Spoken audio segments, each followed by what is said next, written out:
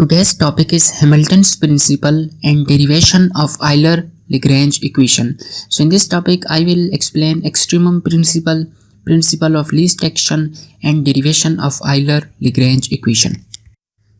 So what is this principle of extremum? So for static systems, consider a thermodynamic system at equilibrium with a heat reservoir of temperature T. So for such a system, entropy is maximized. You know this from your early thermodynamics. For a thermodynamic system with constant volume and temperature, Helmholtz energy is minimized.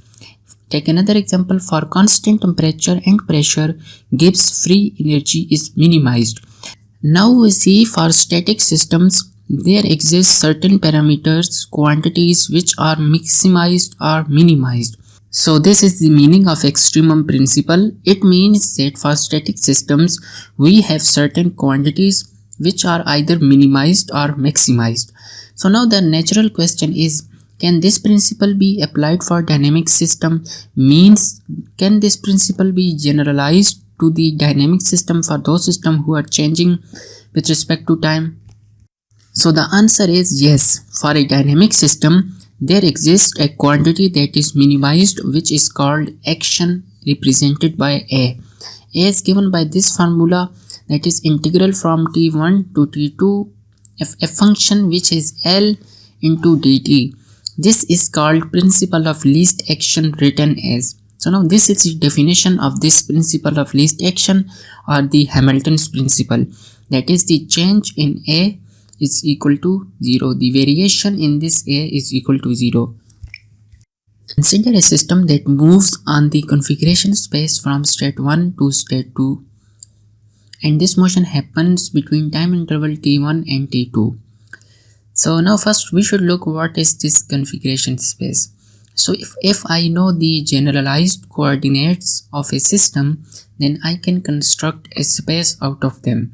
And with the help of initial conditions, I can specify a point on that space, and as soon the system moves, the point on this space will trace a curve or a path, and this path will tell us about the dynamics of the system. So phase space is an example of configuration space.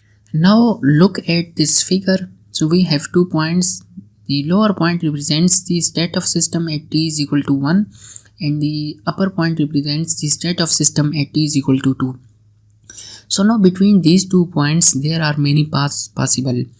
So idea is that if I know the initial and final points on the configuration space, so can I know the trajectory of the system on this configuration space? So this trajectory is given by this Hamilton principle.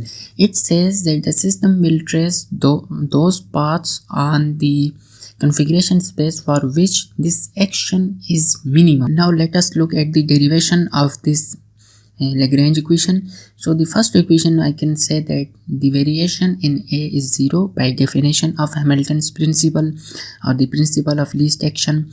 So I can plug in the value of A, so I get this equation. Now the question is, why this L is a function of Q and Q dot only?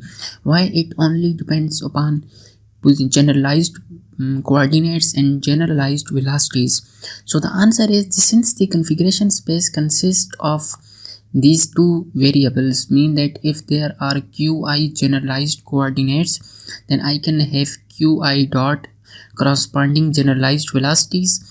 So I can construct a space. So this space is known as phase space. So that's why this L is a function of Q and Q dot most of the time. Since t1 and t2 are arbitrary points, so this equation is true for each and every 2 points on the curve. So I can take my delta inside the integral. So now I have integral t1 to t2 delta L dt is equal to 0. So now I need to differentiate it, so I can differentiate it. So I will get these two terms, that is delta L by delta Q into delta Q plus delta L by delta Q dot into delta Q dot. Since Q dot is equal to dq by dt, so I can put this value here, and now I get this equation. So only change is here. So now you know that time is not a dynamical variable in this case. Only dynamical variables are q and q dot. So I can shift this delta inside this bracket. So I will get d by dt into delta q. So now using this value I can write this integral into this form.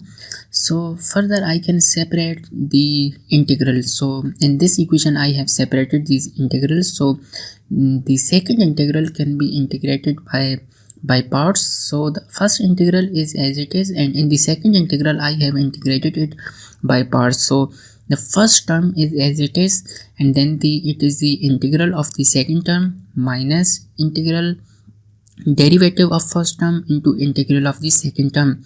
So this term will vanish because delta q is 0 for any two arbitrary points. So we are left with these two terms. So the first term is same, that is del L by del q into delta q, and the second term is d by dt del L by del q dot into delta q dt. So now I can write these two terms in the form of single integral, and further I can take this delta q as a common. So now what I have obtained. So I obtained partial L by partial q minus time derivative of partial L by partial q dot into delta q dt is equal to 0. So this implies this integral is 0 for whatever is inside this bracket. So I can write this term is equal to 0, and from there I can get partial L by partial q is equal to d by dt into partial L by partial q dot. So now this is the Euler-Lagrange equation which is required, and most of the cases this L happens to be the difference in the kinetic energy and the potential energy. So thanks for watching.